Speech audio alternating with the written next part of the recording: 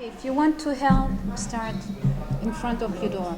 You don't have to go, to another country to do that, or in another city. Start in front of your door, in front of your house, at your community. Man, this shit is too easy, believe me.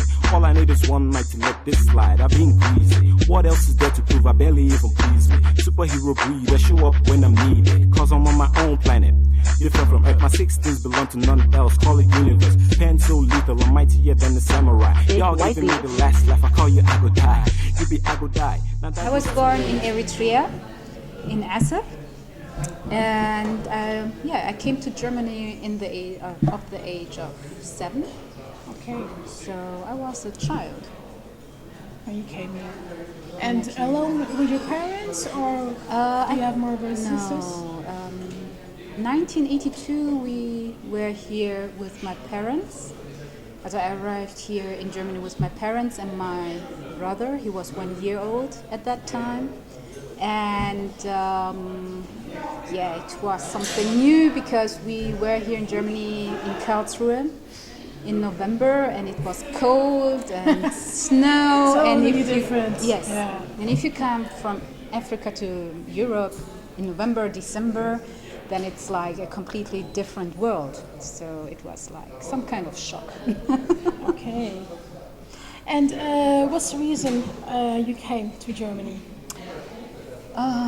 The reason where there was a civil war and with Mengistu, an Ethiopian military dictator, and my parents, they asked for political asylum, and so that was the reason why we have to leave as soon as possible the country. Yes. And you have to learn German. Was it a shock for you, or the culture? It was a shock because at the age of 7 I knew already English, Italian, and Tigrinya, my home language. Mm-hmm. So I thought, okay, white people, maybe they understand English. So, child mind. So I tried to speak English with the people. In Germany is not such a good idea. No, they were like, no, we don't understand you. And then I thought maybe Italy, because Italy, it's also, for me at the age of 7 was like, okay, it's the language of a white people, so maybe they understand Italian, the language. And then I started also to talk that, and they were like, And I was so annoyed and asked my mom why they are not, answering my question, why they don't understand me. And she said to me, we are in Germany, they have their own language, and so I have to learn it. And it was hard to be here and nobody's listening to you. So not understanding you. Okay. Yes. Yeah.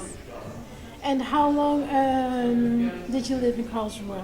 Not very long, because we arrived in Karlsruhe in 1982 November, and then we moved to Tübingen, and I think at summer 83 we went to Reutling, and there we stayed.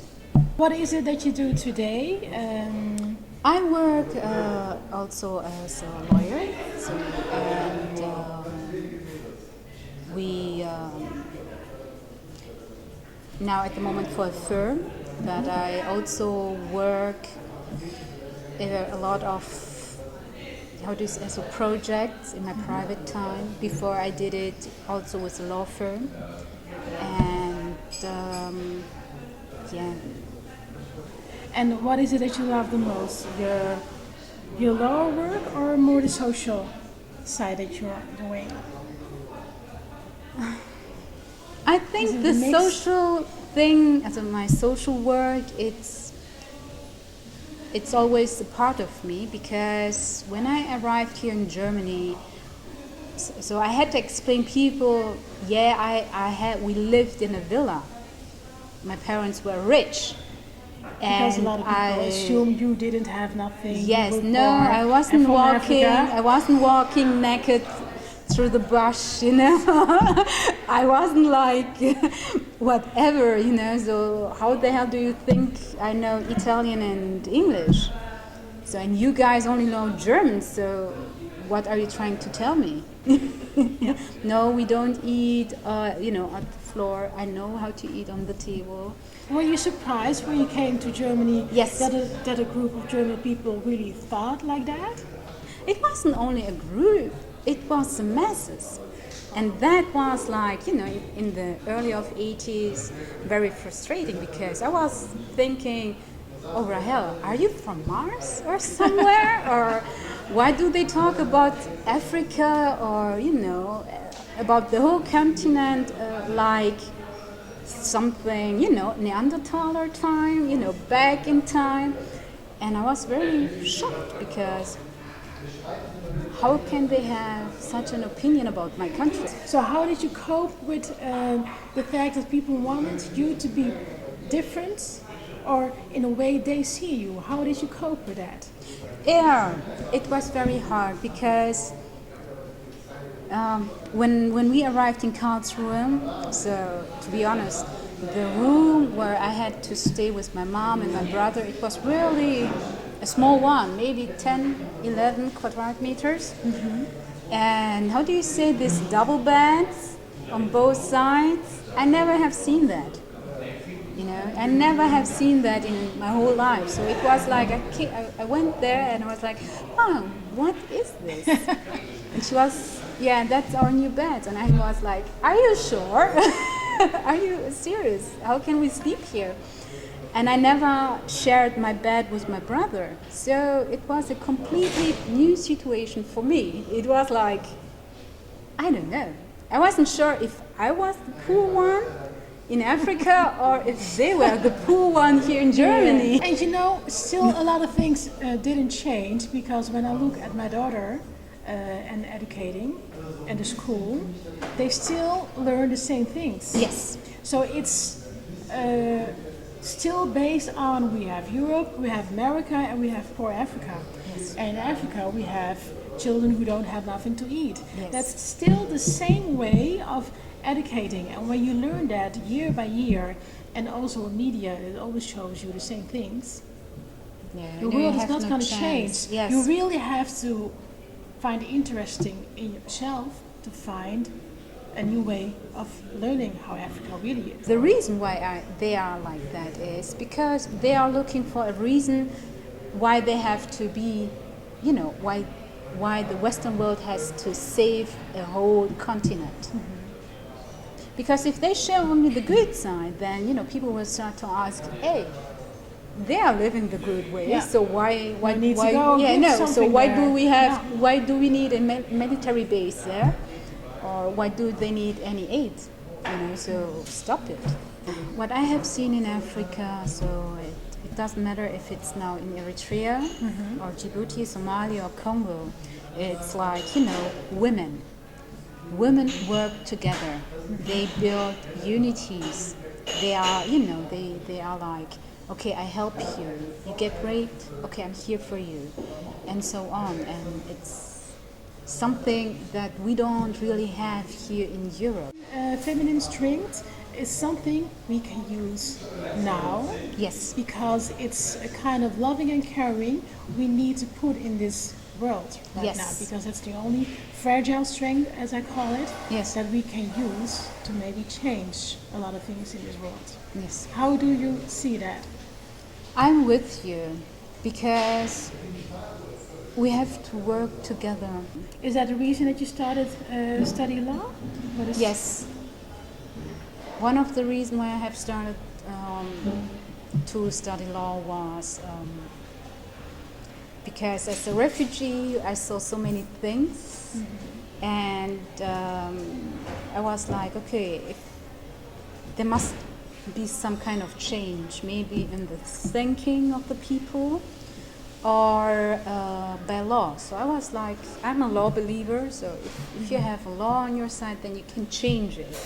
But that was so at the beginning. Like, okay, if the law is on your side, then you can do everything and nothing will help. And now you're in the practical world, the real world. Yes, the real world doesn't work with law. Yeah.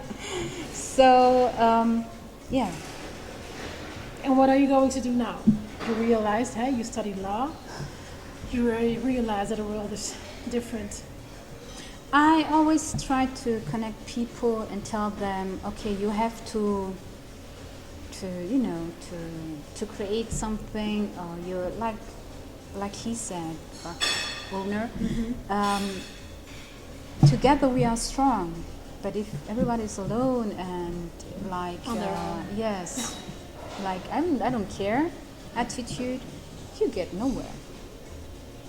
Yeah. You really get nowhere, because if you don't help somebody, it's like if you don't make the first step, nobody else will do the first step in your surrounding. So it's a hard lesson, and people find always excuses why not to do that kind of step, because it's like, oh, it's a waste of energy, a waste of my free time, a waste of my money, a waste of whatever. And I'm like, yeah, but if everybody's thinking like that, then I don't know where we'll end. I don't see any future for us. And how do you see your future? My future, a lot of smiling faces and trying to give people hope. Many people are also asking me, okay, I want also to give people hope, when they saw the Congo or the raped women and so on, tell me what to do. And I was like, start at your community. If you really want to help, start at the place where you are. You don't have to go to Sudan or Djibouti or Somalia to do something good. Start at your community. Right, nigga. Let's get one thing straight and clear. Say you a dog and you got game. You're playing fetch.